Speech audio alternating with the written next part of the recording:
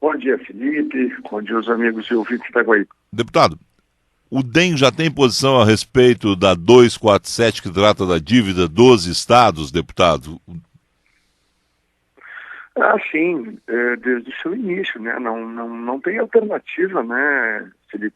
Nós precisamos aprovar que é para trazer um pouco de alívio aí para as contas estaduais, né?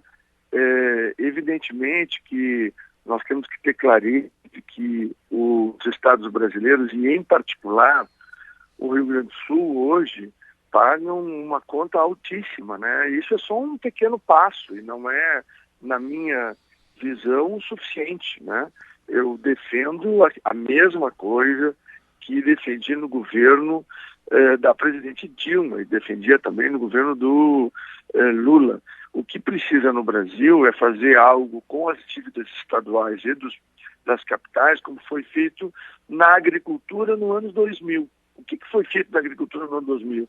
Que chamou de securitização, ou seja, se apurou toda a dívida existente, se estabeleceu um valor de juros adequado e se estabeleceu um alongamento dessa dívida, de tal forma que o que se fez? A dívida foi paga ao final desse período, vai terminar daqui 4 anos o pagamento, o grau de adimplência dos produtores é de 98% dos que fizeram a renegociação lá nos anos 2000. E o que acontece? O Brasil pulou de 70 milhões de toneladas de grãos para quase 200 milhões de toneladas de grãos em virtude daquele fato. Os estados passam-se a mesma coisa. Teria que se fazer um acordo aonde se estabeleceria a dívida de estado por estado, se estabeleceria um volume adequado, né, de juros, porque na verdade os últimos governos foram que nem agiotas em relação ao Rio Grande do Sul, quer dizer, cobraram juros de agiotagem, né? E o que aconteceria? Diminuiria o comprometimento do percentual da dívida. Em vez do Rio Grande do Sul pagar 13% sobre o que ele paga, hoje ele deveria pagar algo em torno de 5% ou 6%.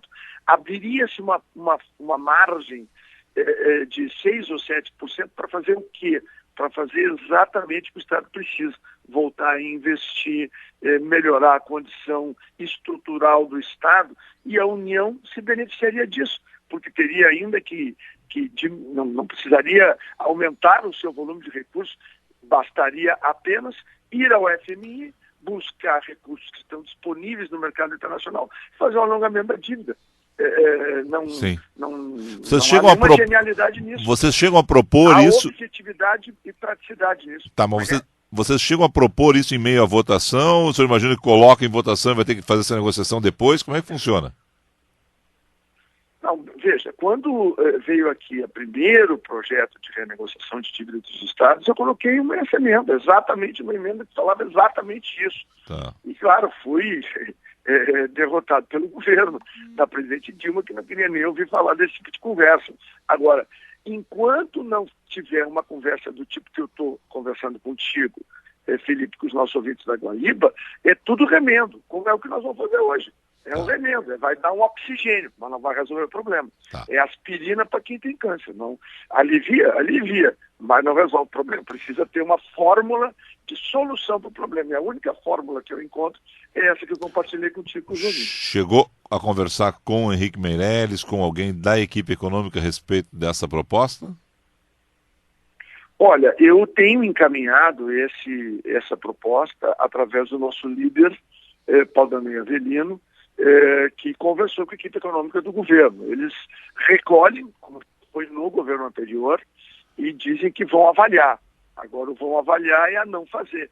Enquanto não acontecer dos governadores em bloco se reunirem, ele é o presidente, tem uma conversa só com o presidente e os governadores, eu não acredito na efetividade da mudança. A mudança só vai acontecer numa pressão objetiva e muito bem organizada dos governadores em bloco e dos prefeitos de capitais junto com o presidente da República. É o único caminho para a gente buscar a solução desse problema. O governo brasileiro tem condição de buscar recursos fora para se eventualmente nesse estágio do jeito que está, com um déficit aí de 170 bilhões de reais, muito provavelmente teria que fazer esse endividamento para ter um colchão, uma margem de segurança. Agora valeria a pena. Em pouco mais aí de meia década, 4, 5 anos, os estados todos recuperariam o seu fôlego, as principais capitais brasileiras também, e os investimentos que ocorreriam tanto nos estados quanto nas capitais, eles compensariam de maneira bastante ampla, né, a flexibilização e o alongamento dessa dívida residual que hoje sufoca todos. Está aí o Rio Grande do Sul, mais um final, início de mês, sufocado, e quem acaba pagando a conta é a sociedade e os próprios servidores. Para fechar, deputado, rapidamente, começa hoje o segundo semestre no Legislativo, o senhor tem uma missão. Nós falamos na semana passada a respeito do caso. Tudo pronto para começar a tramitar na Câmara dos Deputados o processo anticorrupção, as 10 sugestões do Ministério Público Federal, o que vem por aí. Começa já esta semana? Começa amanhã, às 14h30, apresentando o plano de trabalho, que já está fechado. Eu vou submeter hoje ao presidente da comissão numa reunião à tarde, junto com os técnicos. Na quinta-feira, nós teremos aqui, às 9h30 da manhã, o doutor Sérgio Moro, que aliás está de aniversário hoje, né? E nós pretendemos, nos próximos 60 dias, mesmo em meio à campanha municipal, estarmos mergulhados aqui, às segundas e às terças-feiras, né? Nas oitivas. Nós temos hoje, e amanhã seguramente esse número vai aumentar, mais de 30 entidades e pessoas diferentes que já estão pré-agendadas para virem à comissão dar a sua contribuição, para que no mês de outubro a gente possa, então, concluir o relatório e aí encaminhar para votação, tanto na comissão, ainda dentro do mês de outubro, quanto preparar para fazer a votação no plenário em novembro deste ano. Deputado Onyx Lorenzoni, obrigado ao senhor, um excelente dia de trabalho. Obrigado, uma boa semana a todos, Felipe.